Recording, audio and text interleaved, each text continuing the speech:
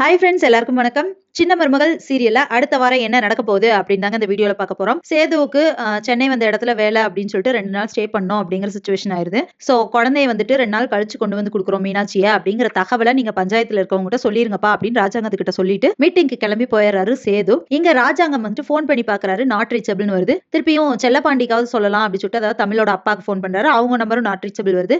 அவர் உடம்பு சரியில்லை அப்படின்னு சொல்லிட்டு டேப்லெட் போட்டிருந்தாரு இல்லையா, சோ அவருக்கு தூக்கம் வந்துருது. அவரும் பேசாம படுத்து தூங்கிடுறாரு.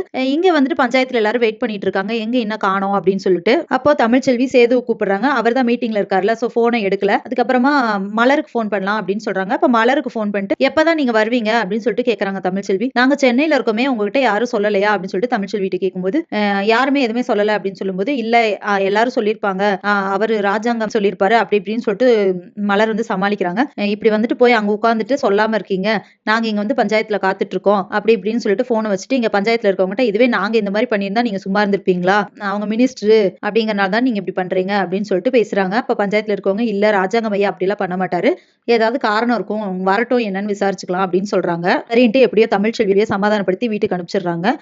அதுக்கப்புறமா பார்த்தோம்னா இங்க வந்துட்டு ஈஸ்வரியும் சித்ராவும் யோசிச்சுட்டு இருக்காங்க. அப்ப ஈஸ்வரி வந்துட்டு இந்த குழந்தைய வச்சுதான் ஏதாவது குளறுபடி பண்ணணும், என்ன பண்ணலாம் அப்படின்னு யோசிச்சுட்டு இருக்கும்போது, அம்மா ஒரு ஐடியா இருக்கு அப்படின்னு சித்ரா சொல்றாங்க. சரி வா அப்படின்னு சொல்லிட்டு 2 பேருமே தமிழ்ச்செல்வி வீட்டுக்கு போறாங்க. அங்க வந்துட்டு தனம் தான் குழந்தைய பார்த்துட்டு இருக்காங்க. அப்ப இவங்க வந்துட்டு, எங்களுக்கு சில்லுன்னு ஏதாவது ஜூஸ் வாங்கிட்டு வா அப்படின்னு சொல்லிட்டு தனத்தை அனுப்பிச்சு விட்டுறாங்க. அப்ப தனமும் கடைக்கு போறாங்க.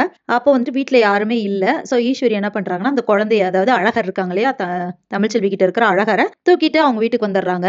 அப்போ கொஞ்ச நேரம் கழிச்சு வீட்டுல ஒரே கலவரமா இருக்கு. என்னன்னு பார்த்தா தமிழ்ச்செல்வி வந்து எங்க குழந்தை அப்படின்னு சொல்லிட்டு தனத்துக்கிட்ட கேட்கும்போது, தனம் வந்துட்டு ஒரு லெட்டர் கொடுக்குறாங்க. அந்த லெட்டர்ல எங்களோட குழந்தை வந்துட்டு உரிய நேரத்துல எங்க வீட்டுக்கு வந்து சேராதனால நாங்களே வந்துட்டு எங்க குழந்தைய எடுத்துட்டு போறோம் அப்படின்னு சொல்லி எழுதியிருக்கு. சோ ஈஸ்வரி வந்து அழகரை அவங்க வீட்டுக்கு தூக்கிட்டு போயிடுறாங்க. இதை பார்த்துட்டு டென்ஷன் ஆயிடுறாங்க தமிழ்ச்செல்வி. தனம் என்னது அப்படின்னு சொல்லி கேட்கும்போது, தனம் வந்துட்டு நடந்த விஷயத்த சொல்றாங்க.